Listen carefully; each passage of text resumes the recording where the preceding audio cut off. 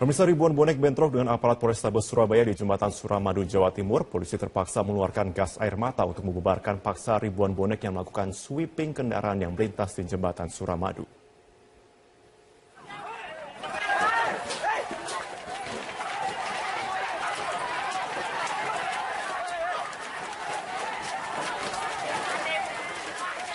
Bentrok antara ribuan bonek dengan aparat Polrestabes Surabaya tidak terhindarkan di pintu masuk Jembatan Suramadu sisi Surabaya. Polisi terpaksa membubarkan ribuan bonek dengan mengeluarkan gas air mata dan akibatnya ribuan bonek berlarian menyelamatkan diri ke perkampungan warga.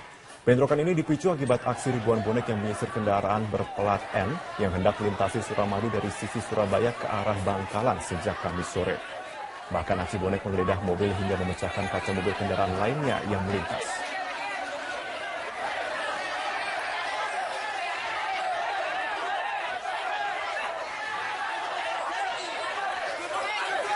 Sementara itu polisi mengejar ribuan bonek hingga ke perkampungan warga di kawasan Tambakudi, Kejeran, Surabaya. Selain rusak fasilitas di pintu loket Jembatan Suramadu sisi Surabaya, belasan motor yang diparkir dekat pintu masuk Suramadu juga rusak. Petugas tol Suramadu terpaksa menutup Jembatan Suramadu sisi Surabaya karena situasi yang tidak terkendali. Jembatan Suramadu akan kembali dibuka, Jembatan Suramadu kembali kondusif. Sementara aparat Polrestabes Surabaya hingga kini masih berjaga-jaga di sekitar Jembatan Suramadu untuk menghalau ribuan bonek yang kembali melakukan aksi sweeping kendaraan di pintu masuk Suramadu.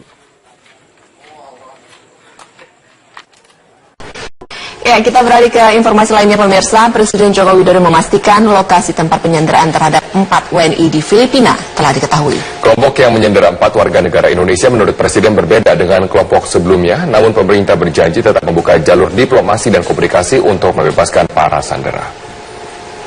Yang jelas lokasinya kita sudah tahu, di pulau mana kita sudah tahu, tetapi sekali lagi ini faksinya berbeda dengan yang kemarin. Faksinya berbeda. Jadi yang kemarin juga komunikasinya kan juga lama dan sangat sulit. Yang ini sudah ketemu lokasi, ketemu pulaunya, nanti kita akan bangun komunikasi lagi. Untuk mengantisipasi kejadian perompakan dan penyanderaan tidak kembali terjadi di wilayah Laut Filipina, Indonesia menjadi tuan rumah untuk pertemuan trilateral dengan 3 negara. Pertemuan menghasilkan 4 poin kesepakatan. Dengan kerjasama yang ada diharapkan tingkat kejahatan di kawasan Laut Filipina dapat ditekan.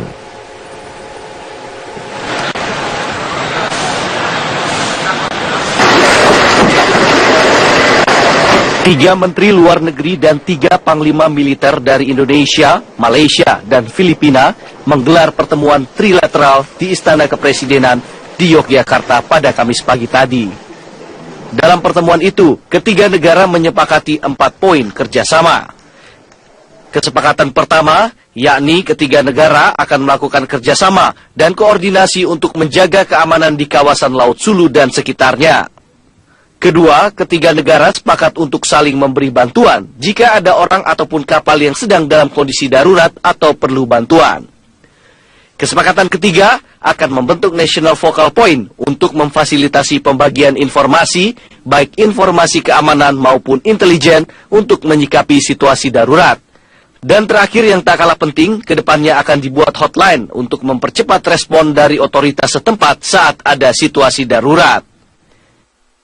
Namun terkait detail poin kerjasama tersebut kini masih dalam proses pembahasan ketiga negara. Menteri Luar Negeri menegaskan bahwa kesepakatan ini juga merupakan pesan politik bagi dunia internasional bahwa ASEAN mampu menjaga kestabilan keamanan kawasan.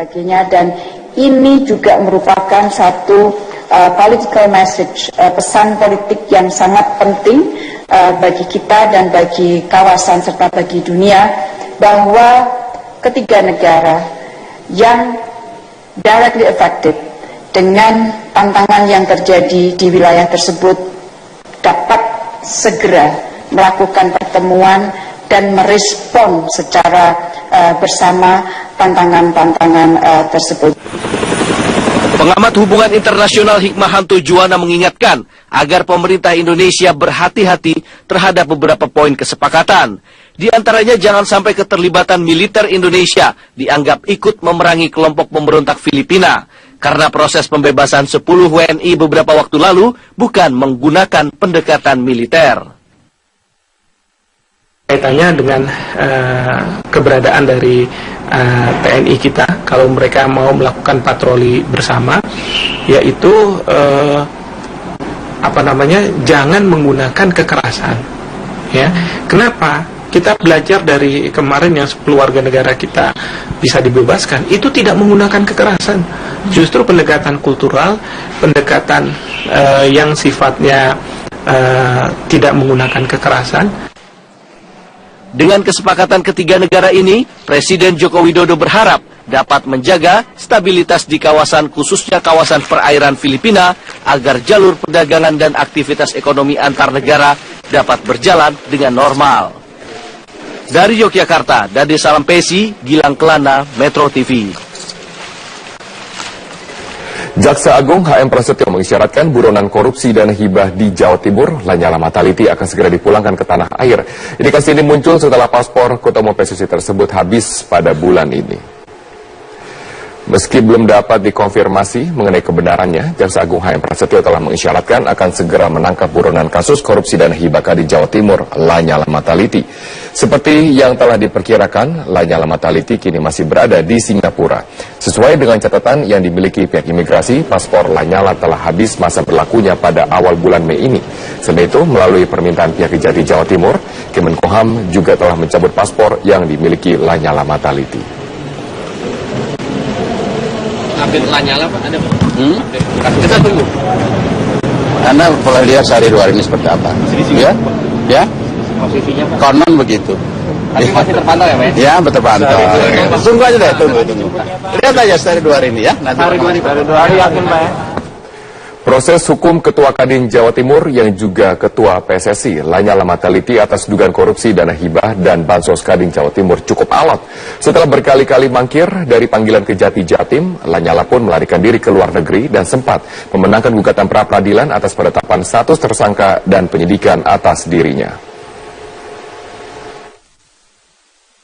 Nama Lanyala Mataliti telah masuk dalam daftar pencarian orang sejak 27 Maret setelah ia tak kunjung memenuhi panggilan Kejaksaan Tinggi Jawa Timur terkait kasus penyelewengan dana bansos untuk Kadin Jawa Timur di mana ia menjabat sebagai ketua. Kejati Jatim telah menetapkan Ketua Kadin Jatim tersebut sebagai tersangka pada 16 Maret terkait penggunaan dana hibah Kadin Jatim anggaran 2011 hingga 2014 sebesar 5,3 miliar yang digunakannya untuk pembelian saham perdana Bank Jatim. Dari pembelian saham itu, Lanyala diduga mendapat keuntungan 1,1 miliar rupiah. Kejaksaan pun meminta status pencegahan ke luar negeri bagi Lanyala. Namun sebelum status tersangkanya dan pencegahannya ditetapkan, Ketua Umum PSSI tersebut diketahui sudah berada di Malaysia dan kemudian berpindah ke Singapura melalui jalur darat. Sejak awal April, Ditjen Imigrasi pun mencabut paspor Lanyala untuk mempersempit ruang geraknya. Namun Lanyala masih belum juga kembali ke tanah air. Proses pencarian Lanyala di Singapura pun tak mudah karena tidak ada perjanjian ekstradisi dengan Indonesia. Dalam pelariannya ke luar negeri, Lanyala mengajukan gugatan pra-peradilan ke Pengadilan Negeri Surabaya atas proses penyidikan dan penetapan status tersangkanya yang dianggap tidak sesuai prosedur. Kuasa hukum Lanyala Mataliti berdalih kliennya hanya meminjam dana hibah Kadin Jatim dan telah mengembalikan dana tersebut. Namun, dana yang dikembalikan kepada negara masih kurang 1,1 miliar rupiah. Anehnya gugatan pra-peradilan Lanyala dikabulkan Hakim Tunggal Ferdinandus. Hakim menilai Kejati Jatim belum memiliki minimal 2 alat bukti. Selain itu, pemohon belum pernah diperiksa sebagai saksi, namun sudah ditetapkan sebagai tersangka. Hakim pun menyatakan surat perintah penyidikan dan surat penetapan tersangka Lanyala Mataliti tidak sah secara hukum. Tak tinggal diam, pihak Kejati Jatim langsung kembali mengeluarkan sprindik baru penetapan tersangka Lanyala untuk kasus yang sama, sekaligus mengeluarkan sprindik baru dalam kasus tindak pidana pencucian uang. Dalam kasus ini, Lanyala dijerat Undang-Undang Nomor 8 Tahun 2010 tentang TPPU dengan ancaman hukuman maksimal 20 tahun penjara dan denda 10 miliar rupiah. Dengan demikian, kini Lanyala Mataliti telah ditetapkan sebagai tersangka dalam 2 kasus berbeda oleh Kejaksaan Tinggi Jawa Timur.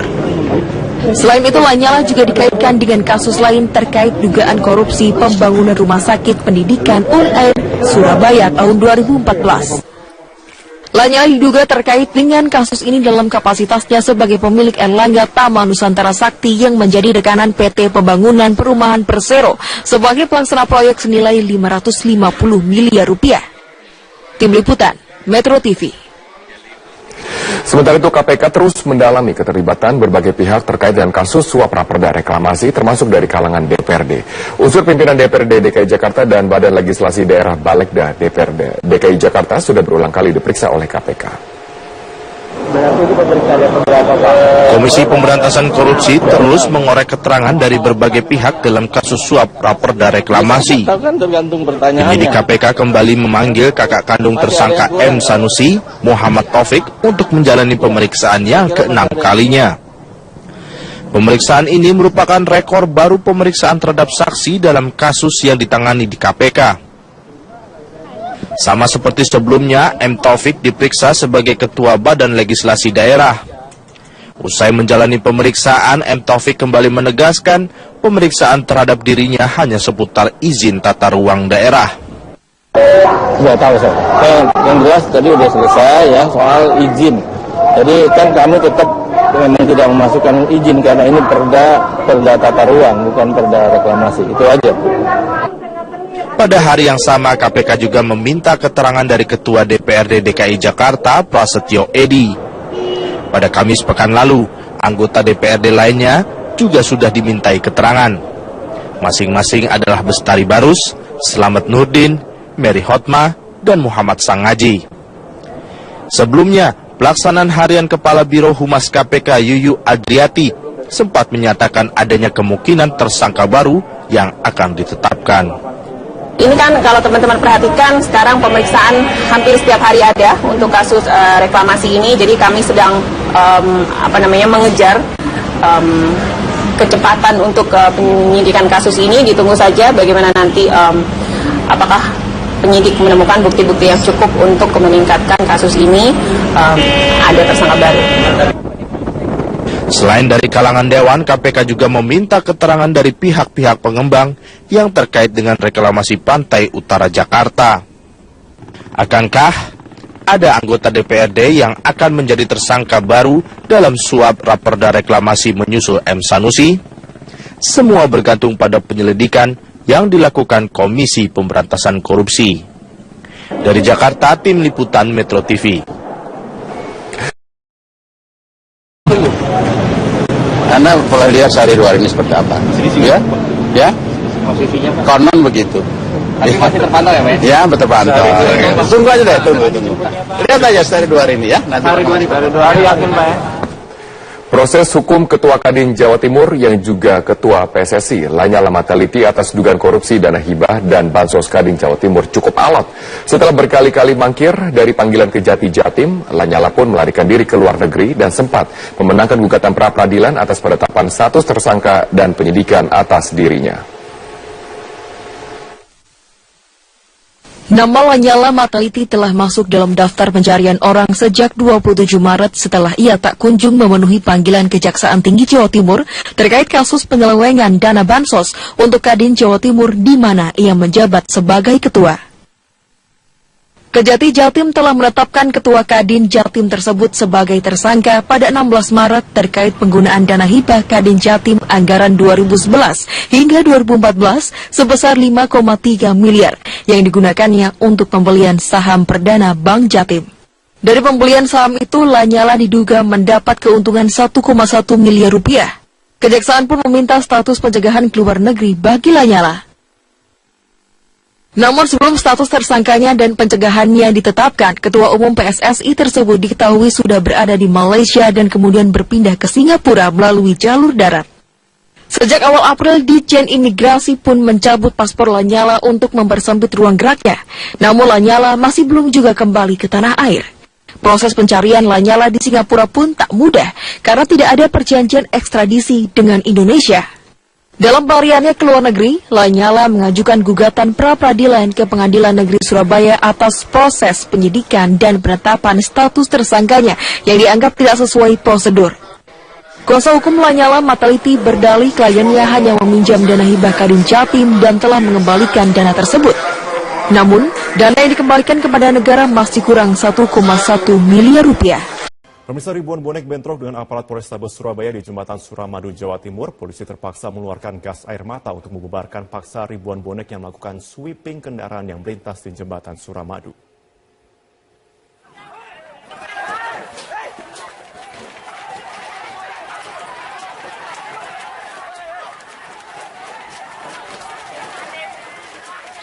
Bentrok antara ribuan bonek dengan aparat Polrestabes Surabaya tidak terhindarkan di pintu masuk Jembatan Suramadu sisi Surabaya.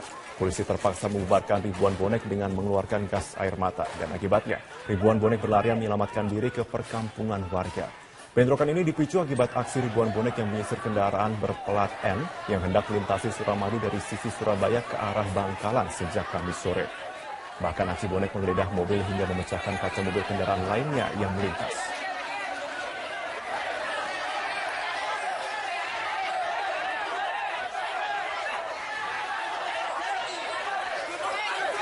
Sementara itu polisi mengejar ribuan bonek hingga ke perkampungan warga di kawasan Tambakwedi, Kejeran, Surabaya. Selain merusak fasilitas di pintu loket Jembatan Suramadu sisi Surabaya, belasan motor yang diparkir dekat pintu masuk Suramadu juga rusak. Petugas tol Suramadu terpaksa menutup Jembatan Suramadu sisi Surabaya karena situasi yang tidak terkendali. Jembatan Suramadu akan kembali dibuka, Jembatan Suramadu kembali kondusif. Sementara aparat Polrestabes Surabaya hingga kini masih berjaga-jaga di sekitar Jembatan Suramadu untuk menghalau ribuan bonek yang kembali melakukan aksi sweeping kendaraan di pintu masuk Suramadu. Ya, kita beralih ke informasi lainnya pemirsa. Presiden Joko Widodo memastikan lokasi tempat penyanderaan terhadap 4 WNI di Filipina telah diketahui. Kelompok yang menyandera 4 warga negara Indonesia menurut Presiden berbeda dengan kelompok sebelumnya, namun pemerintah berjanji tetap membuka jalur diplomasi dan komunikasi untuk membebaskan para sandera. Yang jelas lokasinya kita sudah tahu, di pulau mana kita sudah tahu, tetapi sekali lagi ini faksinya berbeda dengan yang kemarin. Faksinya berbeda. Jadi yang kemarin juga komunikasinya kan juga lama dan sangat sulit.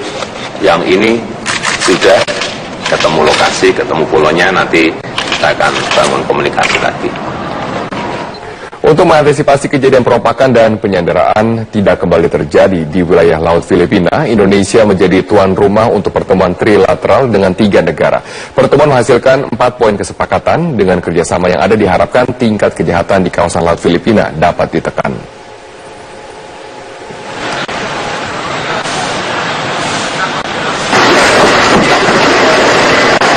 Tiga Menteri Luar Negeri dan 3 Panglima Militer dari Indonesia, Malaysia, dan Filipina menggelar pertemuan trilateral di Istana Kepresidenan di Yogyakarta pada Kamis pagi tadi. Dalam pertemuan itu, ketiga negara menyepakati 4 poin kerjasama.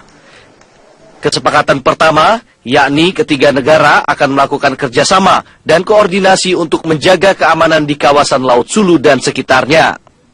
Kedua, ketiga negara sepakat untuk saling memberi bantuan jika ada orang ataupun kapal yang sedang dalam kondisi darurat atau perlu bantuan. Kesepakatan ketiga akan membentuk National Focal Point untuk memfasilitasi pembagian informasi, baik informasi keamanan maupun intelijen untuk menyikapi situasi darurat. Dan terakhir yang tak kalah penting, kedepannya akan dibuat hotline untuk mempercepat respon dari otoritas setempat saat ada situasi darurat. Namun terkait detail poin kerjasama tersebut kini masih dalam proses pembahasan ketiga negara. Menteri Luar Negeri menegaskan bahwa kesepakatan ini juga merupakan pesan politik bagi dunia internasional bahwa ASEAN mampu menjaga kestabilan keamanan kawasan. Dan ini juga merupakan satu political message, pesan politik yang sangat penting bagi kita dan bagi kawasan serta bagi dunia bahwa ketiga negara yang directly affected dengan tantangan yang terjadi di wilayah tersebut dapat segera melakukan pertemuan dan merespon secara bersama tantangan-tantangan tersebut. Pengamat hubungan internasional Hikmahanto Juwana mengingatkan agar pemerintah Indonesia berhati-hati terhadap beberapa poin kesepakatan. Di antaranya jangan sampai keterlibatan militer Indonesia dianggap ikut memerangi kelompok pemberontak Filipina. karena proses pembebasan 10 WNI beberapa waktu lalu bukan menggunakan pendekatan militer. Kaitannya dengan keberadaan dari TNI kita, kalau mereka mau melakukan patroli bersama, yaitu jangan menggunakan kekerasan. Ya, kenapa? Kita belajar dari kemarin yang 10 warga negara kita bisa dibebaskan, itu tidak menggunakan kekerasan. Justru pendekatan kultural, pendekatan yang sifatnya tidak menggunakan kekerasan. Dengan kesepakatan ketiga negara ini, Presiden Joko Widodo berharap dapat menjaga stabilitas di kawasan, khususnya kawasan perairan Filipina, agar jalur perdagangan dan aktivitas ekonomi antar negara dapat berjalan dengan normal. Dari Yogyakarta, Dade Salampesi, Gilang Kelana, Metro TV. Jaksa Agung HM Prasetyo mengisyaratkan buronan korupsi dan hibah di Jawa Timur, Lanyala Mataliti, akan segera dipulangkan ke tanah air. Indikasi ini muncul setelah paspor Ketua PSSI tersebut habis pada bulan ini. Meski belum dapat dikonfirmasi mengenai kebenarannya, Jaksa Agung HM Prasetyo telah mengisyaratkan akan segera menangkap buronan kasus korupsi dan hibah di Jawa Timur, Lanyala Mataliti. Seperti yang telah diperkirakan, Lanyala Mataliti kini masih berada di Singapura. Sesuai dengan catatan yang dimiliki pihak imigrasi, paspor Lanyala telah habis masa berlakunya pada awal bulan Mei ini. Selain itu, melalui permintaan pihak Kejati Jawa Timur, Kemenkumham juga telah mencabut paspor yang dimiliki Lanyala Mataliti. Lanyala Pak, ada Anehnya gugatan pra-peradilan Lanyala dikabulkan Hakim Tunggal Ferdinandus. Hakim menilai Kejati Jatim belum memiliki minimal 2 alat bukti. Selain itu, pemohon belum pernah diperiksa sebagai saksi, namun sudah ditetapkan sebagai tersangka. Hakim pun menyatakan surat perintah penyidikan dan surat penetapan tersangka Lanyala Mataliti tidak sah secara hukum. Tak tinggal diam, pihak Kejati Jatim langsung kembali mengeluarkan sprindik baru penetapan tersangka Lanyala untuk kasus yang sama, sekaligus mengeluarkan sprindik baru dalam kasus tindak pidana pencucian uang. Dalam kasus ini, Lanyala dijerat Undang-Undang Nomor 8 Tahun 2010 tentang TPPU dengan ancaman hukuman maksimal 20 tahun penjara dan denda 10 miliar rupiah. Dengan demikian, kini Lanyala Mataliti telah ditetapkan sebagai tersangka dalam 2 kasus berbeda oleh Kejaksaan Tinggi Jawa Timur. Selain itu, Lanyala juga dikaitkan dengan kasus lain terkait dugaan korupsi pembangunan rumah sakit pendidikan UNAIR Surabaya tahun 2014. Lanyala diduga terkait dengan kasus ini dalam kapasitasnya sebagai pemilik Erlangga Taman Nusantara Sakti yang menjadi rekanan PT Pembangunan Perumahan Persero sebagai pelaksana proyek senilai 550 miliar rupiah. Tim Liputan, Metro TV. Sementara itu, KPK terus mendalami keterlibatan berbagai pihak terkait dengan kasus suap raperda reklamasi, termasuk dari kalangan DPRD. Unsur pimpinan DPRD DKI Jakarta dan Badan Legislasi Daerah Balekda DPRD DKI Jakarta sudah berulang kali diperiksa oleh KPK. Komisi Pemberantasan Korupsi terus mengorek keterangan dari berbagai pihak dalam kasus suap raperda reklamasi. Penyidik KPK kembali memanggil kakak kandung tersangka M. Sanusi, Muhammad Taufik, untuk menjalani pemeriksaan yang ke-6 kalinya. Pemeriksaan ini merupakan rekor baru pemeriksaan terhadap saksi dalam kasus yang ditangani di KPK. Sama seperti sebelumnya, M. Taufik diperiksa sebagai Ketua Badan Legislasi Daerah. Usai menjalani pemeriksaan, M. Taufik kembali menegaskan pemeriksaan